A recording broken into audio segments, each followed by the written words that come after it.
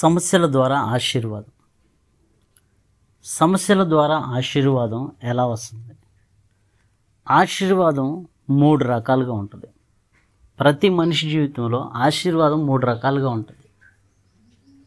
మొదటిగా దేవుడిచ్చే ఆశీర్వాదం. రెండవదిగా మానవుడు పొందుకునే ఆశీర్వాదం. మూడవదిగా వెంటపడే ఆశీర్వాదం.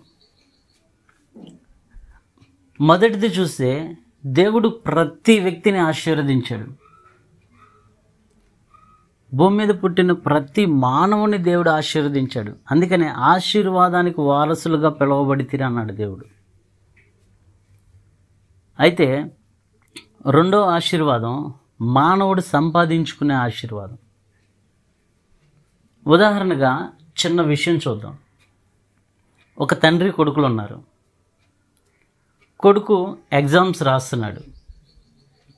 తండ్రి ఏమన్నాడంటే, నువ్వు ఈ ఎగ్జామ్స్లో పాస్ అవుతే నీకు ఇష్టమైన రేంజర్ సైకిల్ నేను కొనిస్తానని చెప్పాడు.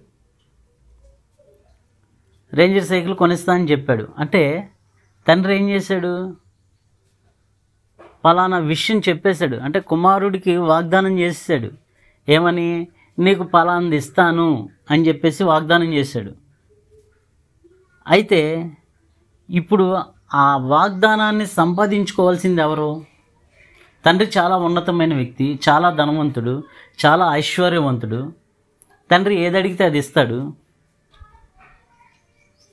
ఏదడిగితే అది ఇస్తాడు. కాబట్టి నువ్వు ఈ ఎగ్జామ్స్లో పాస్ అయితే నేను రేంజర్ సైకిల్ కొనిస్తా అని చెప్పాడు. ఆ రేంజర్ సైకిల్ సంపాదించుకోవాల్సిన బాధ్యత ఎవరిది? తండ్రిదా కుమారుడిదా? కుమారుడిది. కుమారుడు తండ్రికి నచ్చినట్టుగా ఎగ్జామ్స్లో పాస్ అయితే సైకిల్ కొనిస్తాడు. అలాగే కష్టపడి చదివి ఎగ్జామ్స్ రాసి పాస్ అయ్యాడు, తండ్రి కొనిచ్చాడు. అది కుమారుడు సంపాదించుకున్న ఆశీర్వాదం.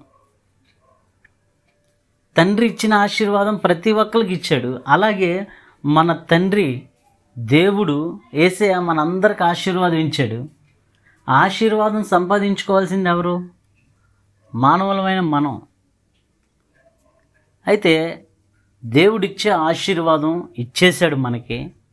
అబ్రహాం గారిని ఉదాహరణగా చూస్తే, నీ సంతానాన్ని ఇసుక రేణువుల్లాగా చేస్తాను అన్నాడు. ఎప్పుడు? అబ్రహాము గారికి ఇంకా కుమారుడు పుట్టక మునిపే నీ సంతానాన్ని ఇసుక రేణువుల వలె, ఆకాశ నక్షత్రాల వలె నీ సంతానాన్ని ఆశీర్వదిస్తాను అన్నాడు. అయితే పుట్టక మునిపే ఆశీర్వదించేశాడు. మరి అబ్రహాం గారు సంపాదించుకున్నారా? సంపాదించుకోలేదు. ఎప్పుడు దాకా? 99 సంవత్సరాల దాకా సంపాదించుకోవాలా. అంటే రూఢిగా నమ్మలా. నువ్వు ఏమి చేసినా నాకేంటి ప్రభువా, నాకు వారసుడు లేడు, నా యొక్క దాసుడే కదా నా ఆస్తి మొత్తానికి వారసుడు అని చెప్పాడు. అంటే ఏంటి? పూర్తిగా విశ్వసించలా. తర్వాత 99 సంవత్సరాల తర్వాత విశ్వసించాడు, కుమారుని కొన్నాడు. ఇసుక రేణుల వలె అబ్రహాం గారి సంతానం అయింది. ఎప్పుడు సంపాదించుకున్నాడు? పూర్తి విశ్వాసం కలిగిన తర్వాత సంపాదించుకున్నాడు. అలాగే మానవులు సంపాదించుకోవలసిన ఆశీర్వాదం, కష్టపడి సంపాదించుకునేది ఆశీర్వాదం. దేవుడిచ్చే ఆశీర్వాదం వేరు, మానవుడు సంపాదించుకునే ఆశీర్వాదం వేరు. అలాగే వెంటబడే ఆశీర్వాదం. ఏంటిది? వెంటపడే ఆశీర్వాదం. దీనికి ఉదాహరణగా చాలామందిని చూడవచ్చు. యేసోబు గారు ఎక్కడికి వెళ్తే అక్కడ ఆశీర్వాదం, ఎక్కడికి వెళ్తే అక్కడ దీవెన. మరి అలాగే ఇస్సాక్ గారు ఎక్కడ త్రవ్వితే అక్కడ నీళ్ళు, ఏ బావి తవ్వితే ఆ బావిలో నీళ్లు పడుతున్నాయి. వెంటపడే ఆశీర్వాదం. అలాగే దావీదు గారు ప్రతి రాజ్యం మీద జయమే. ఎంత వెంటబడే ఆశీర్వాదం అంటే అబ్రహాం గారికి, దావీదు గారికి దేవుడే వారి సంతానంగా వారి సంతానంలో నుంచి యేసుక్రీస్తు ప్రభువారే వచ్చారు. అది వెంటబడే ఆశీర్వాదం. ఇలాగా ఈ రకాలుగా ఆశీర్వాదం యొక్క రకాలు చూస్తే ఆత్మీయ ఆశీర్వాదం ఉంటుంది, భౌతికపరమైన ఆశీర్వాదాలు కూడా ఉంటాయి.